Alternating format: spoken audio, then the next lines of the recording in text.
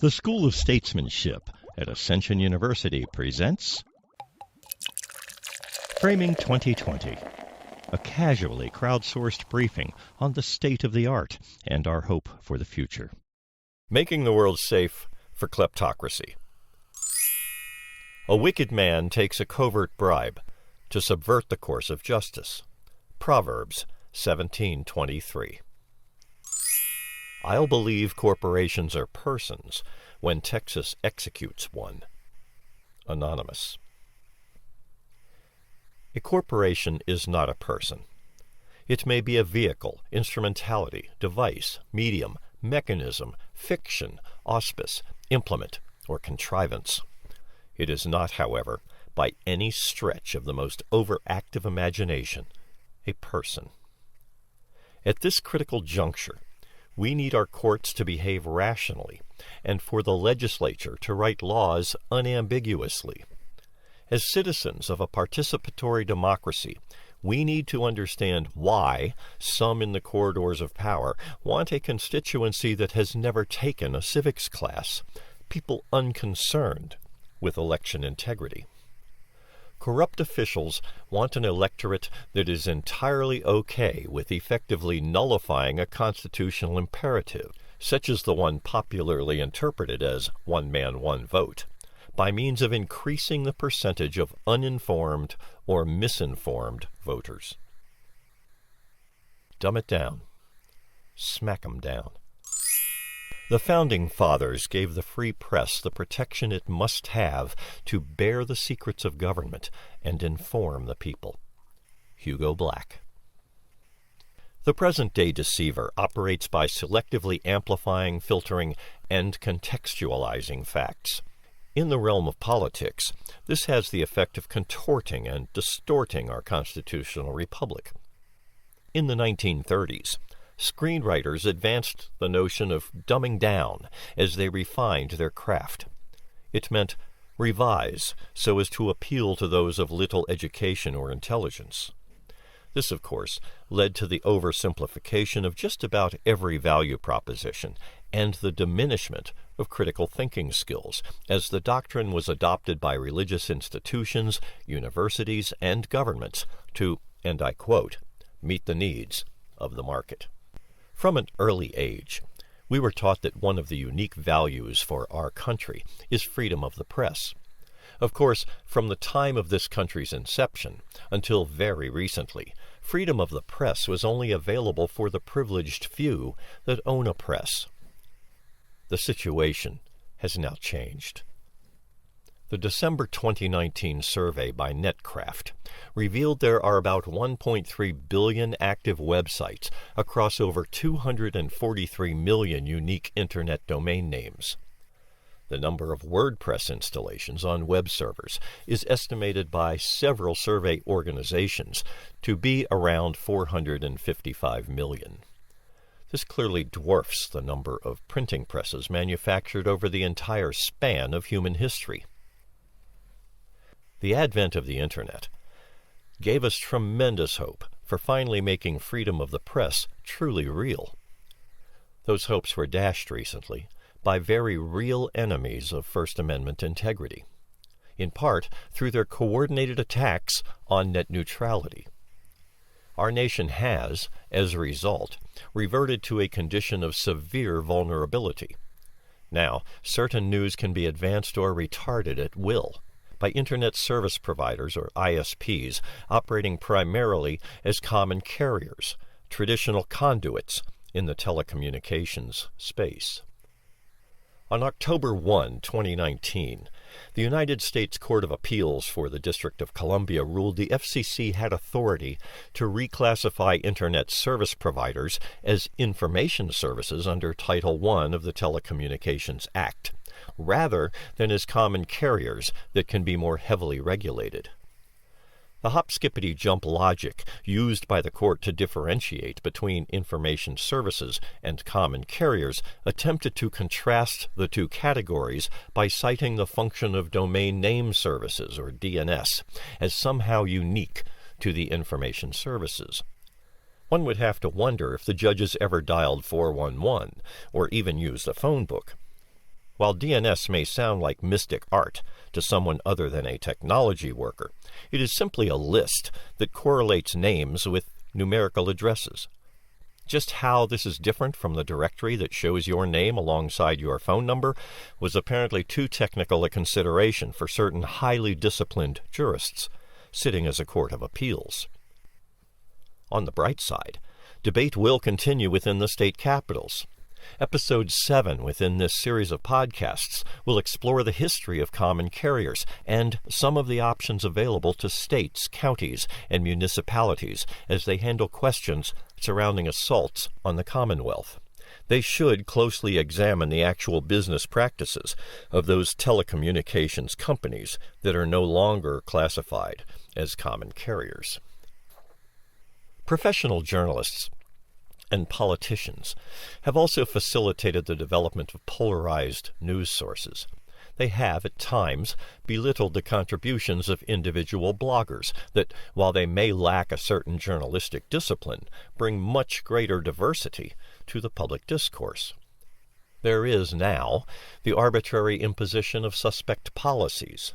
In a recent Facebook post by this host, an attempt to share a collection of songs featuring a variety of public domain Christmas carols was blocked. Facebook claimed, and I quote, "This post goes against our community standards, so no one else can see it." This was, at least, an honest statement that the post was banned, although there was no hint as to how the post violated their community standards. There is a growing number of people using social media who are also raising questions surrounding the issue of shadow banning.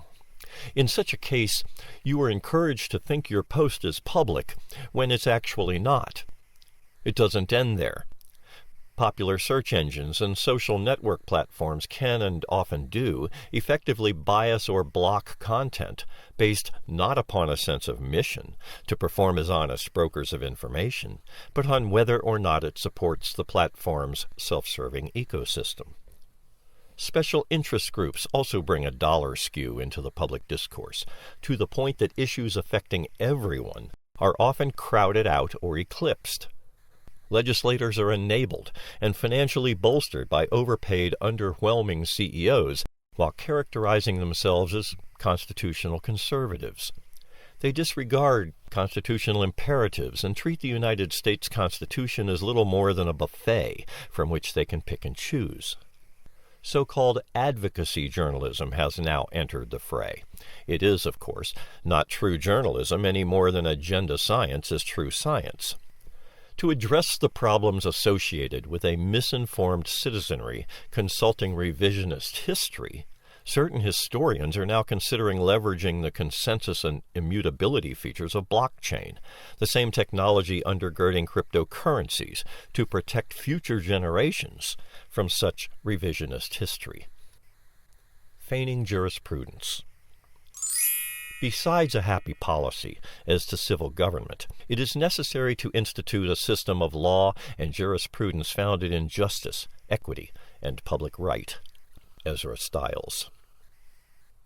We have a judiciary that holds people accountable for lying to Congress or investigative agencies, but gives them a pass for actively deceiving the electorate. The courts have facilitated a licentious polity, a society that is not controlled by a devotion to commonplace social obligations, much less by the ideals of any spiritual insight. The so-called independent judiciary has brought dishonor upon itself, as seats are filled through a decidedly political process and by becoming a de facto extension of partisan power. It has also enabled new adventures in moral depravity by certain, often anonymous groups. In an interview during the November 9, 2019 episode of the Amicus podcast, Rhode Island Senator Sheldon Whitehouse expressed a deeply held concern about the dark money behind judicial nominations, confirmations, and amicus briefs. He said the Supreme Court should have an ethics code.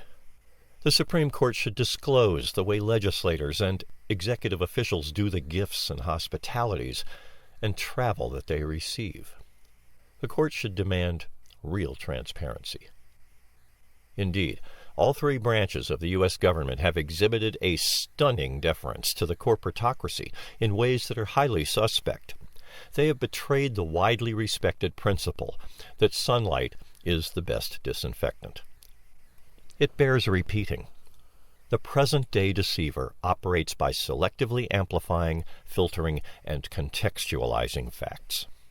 The tactic is to divide, rule, and exploit. The objective is usually one of fleecing the public. While a service-motivated statesman would focus on serving the highest and best interests of his or her constituency, the integrity-challenged politician enters a phone-equipped cubicle to engage in trading favors for donations. Prostituting one's office in this way is common in an electoral system where campaign funding has become the lifeblood of politics.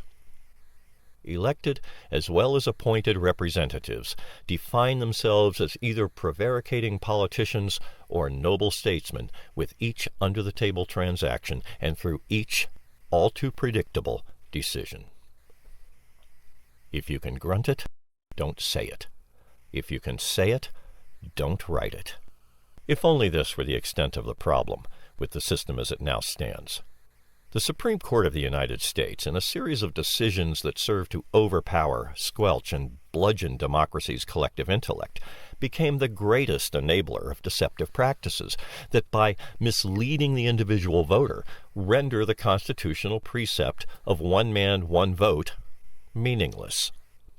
It is by this unhappy means that a candidate could be asked a question in one public forum, and through editing for broadcast, an answer is presented from a different event in response to a different question to characterize the candidate's position as something other than what was actually held. The senatorial sophistries that have led to the court of today being seen by many as illegitimate is a reap-what-you-sow consequence of a stinky fertilization process. It was entirely foreseeable ever since they facilitated an all-pervasive and reckless indifference to the truth. It was inevitable that conferring corporate personhood upon a non-corporeal entity would lead to a distortion of representative government, one that can hardly be seen as representing the interests or the will of the electorate. In fact, in the context of our republic, it is designed to exacerbate the attention deficit of an intentionally overworked, undercompensated electorate that is distracted by the numerous difficulties often encountered as they try to make ends meet in conditions of peonage and on poverty wages. Whatever the black box process or mental gymnastics the Supreme Court used to advance the fiction of corporate personhood, actual people, not born into the United States, must take the following naturalization oath to become citizens. I hereby declare, on oath, that I absolutely and entirely renounce and abjure all allegiance and fidelity to any foreign prince, potentate, state, or sovereignty of whom or which I have heretofore been a subject or citizen. That I will support and defend the Constitution and laws of the United States of America against all enemies, foreign and domestic. That I will bear true faith and allegiance to the same. That I will bear arms on behalf of the United States when required by the law.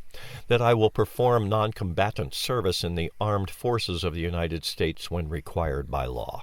And that I take this obligation freely, without any mental reservation or purpose of evasion. So help me God. Can you identify even one American corporation that is in actual alignment with the requirements of this oath? How does the multinational corporation factor into this equation? The Supreme Court's folly of corporate personhood fails to properly differentiate between employee-owned or domestic corporations with those controlled by foreign potentates. The first legislation in the United States prohibiting monetary contributions to national political campaigns by corporations was the Tillman Act of 1907. In 1947, the Taft-Hartley Act was seen by large business lobbies as a means of demobilizing the labor movement. It prohibited, among other things, monetary donations by labor unions to federal political campaigns. In 1976, the Supreme Court ruled certain limits on campaign expenditures as unconstitutional. That case was Buckley versus Vallejo. In 1978, SCOTUS heard First National Bank of Boston versus Bellotti and held that corporations have a First Amendment right to make contributions to ballot initiative campaigns. A First Amendment right? Again, how does the multinational corporation factor into the court's unmeritorious reasoning? In contrast to the way an emergency room physician must make decisions quickly while carrying malpractice insurance, in striking comparison to the 35 seconds Chelsea Sullenberger had to make assessments, consider the consequences, and make the decision to land his plane in the Hudson River, thus saving 155 lives. Justices enjoy the most leisurely decision process, a full complement of clerks, plenty of time to reflect during their book tours, and protection through the extra-constitutional doctrine of absolute judicial immunity. This doctrine was derived from the infallibility of the Pope and the King. It would hold for even the most injudicious judicial acts. Our courts have the luxury of all the time they need to consider the facts, together with the implications, and thereby make quality decisions. And yet, we get this. On January 21, 2010, the United States Supreme Court held 5-4 that the free speech clause of the First Amendment to the Constitution prohibits the government from restricting independent expenditures for communications by nonprofit corporations, for-profit corporations, labor unions, and other associations. The landmark case was Citizens United versus Federal Election Commission. This decision eased restrictions on the quantity of messages transmitted through a fictitious corporate person that may or may not reflect the will of those by which it is composed. With Citizens United, the political consequences of putting one's name on blatant falsehood were nullified through the option of concealment. The quality of communications was greatly reduced, as misleading statements could now be made anonymously by substitutes, as long as there was no obvious coordination. The court's majority ruled that the government had no place in determining whether large expenditures, together with lies, distorted an audience's perceptions. Although the expenditures could have offset the power of incumbency, with this decision the justices ushered in the post-truth era, facilitated a wholesale conversion from truth to alternative facts, and converted the domain of competing ideas from what Marshall McLuhan once described as a whirlpool of information into a cesspool of disinformation. The electorate has, as a result, witnessed clear and convincing evidence of deceptive practices by enemies both foreign and domestic. It begs the question, to what extent were the individual justices vested in the corporatocracy when these highly suspect decisions were made? Did even one of these justices recuse on the basis that they are themselves stockholders? One thing is certain. The Supreme Court of the United States enabled entire industries for deceptive practices. The corporate personhood series of decisions, together with those that have invoked absolute judicial immunity for judges, have no basis in the Constitution of the United States. They were decided solely on the basis of judicial convenience and judicial economy. Defamation, prevarication, obfuscation, deception, disinformation, falsification, misrepresentation, vilification, and distortion have been held to be protected political speech by Supreme Court justices enjoying lifetime appointments to positions of honor and trust. The idea of one man, one vote has become so distorted it is practically meaningless in an age of politically motivated voter suppression and gerrymandering.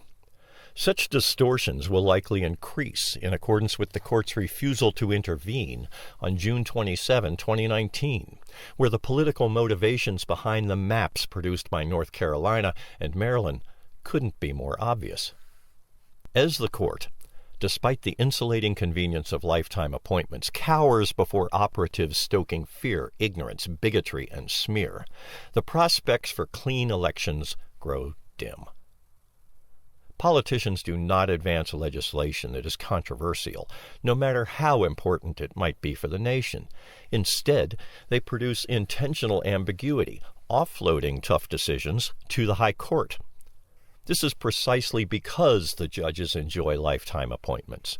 In the absence of any moral courage, the United States has, as a result, become inauthentic as a democratic republic. In 2019, as the crowning insult to the United States Constitution, and with a convoluted recitation of but-fors, the Supremes, in Neves versus Bartlett, also struck a blow to our free speech rights in favor of judicial economy, or more precisely, slothfulness. If you, while in Pennsylvania, fail to disassemble your car and hide the parts as a horse walks by, if you are a woman in Charlotte, North Carolina, wearing less than 16 yards of fabric, or if you shared your Netflix password while in Tennessee, police may have probable cause for your arrest. This effectively immunizes them against a cause of action as they retaliate for an exercise of your free speech rights. I would comment about the wisdom of lifetime appointments through a decidedly political process, but I really don't want to get arrested in Maryland for any future failure to roll down the car window and give a hand signal while pulling away from the curb. Well, okay. I suppose I'm already doomed.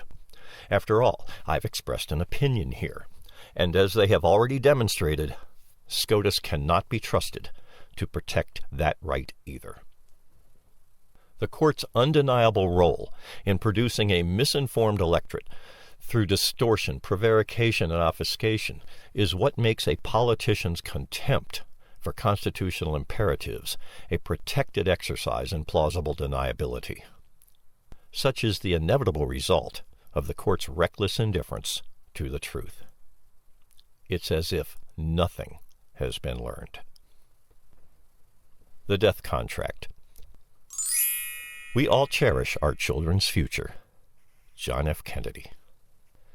On September 10, 2003, the U.S. House Financial Services Committee held a hearing to review a report by the Office of Federal Housing Enterprise Oversight, OFHEO. Committee members not only refused to accept the report, they rebuked OFHEO for their attempt at regulation. Lenders not subject to banking regulations continued to proliferate as political ineptitude gave rise to a shadow banking system. This anti-regulation movement fostered the predatory lending practices that gave unprincipled marauders license to get at that home equity. Politicians were clearly prostituting themselves for big finance, bought off in ways that resulted in the foreclosure epidemic of 2005 to 2013. It is estimated the intentional failure to regulate cost consumers $4.2 trillion in home equity.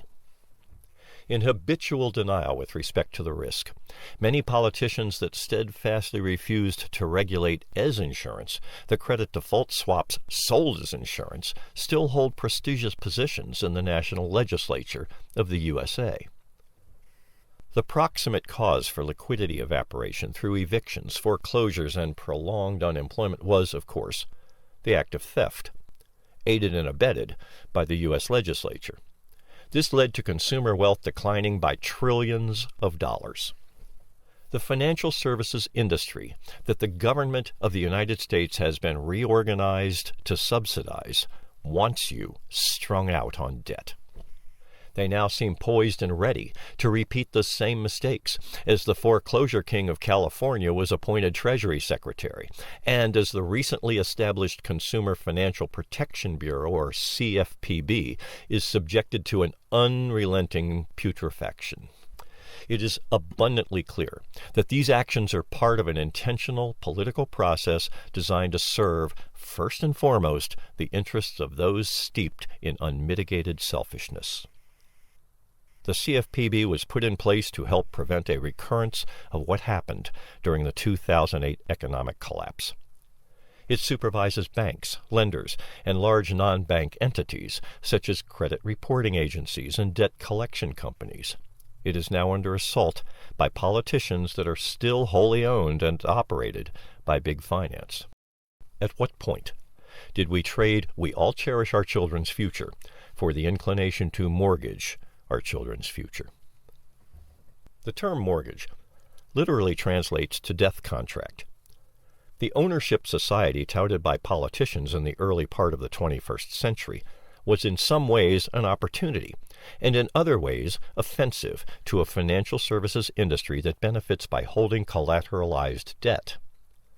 In the United States, highly promoted equity plus loans served to easily and effectively draw down the equity borrowers held in their homes, arguably their greatest and otherwise most secure asset.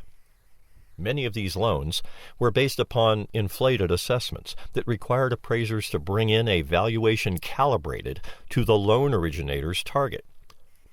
As the industry assimilated suspect appraisals, derivatives few understood, and ratings based upon little more than demand, the market was fully operational, even though it was firmly situated on a plane of unreality. Once the extent of the collapse became evident, many in the industry attempted to blame buyers that were supposedly living beyond their means.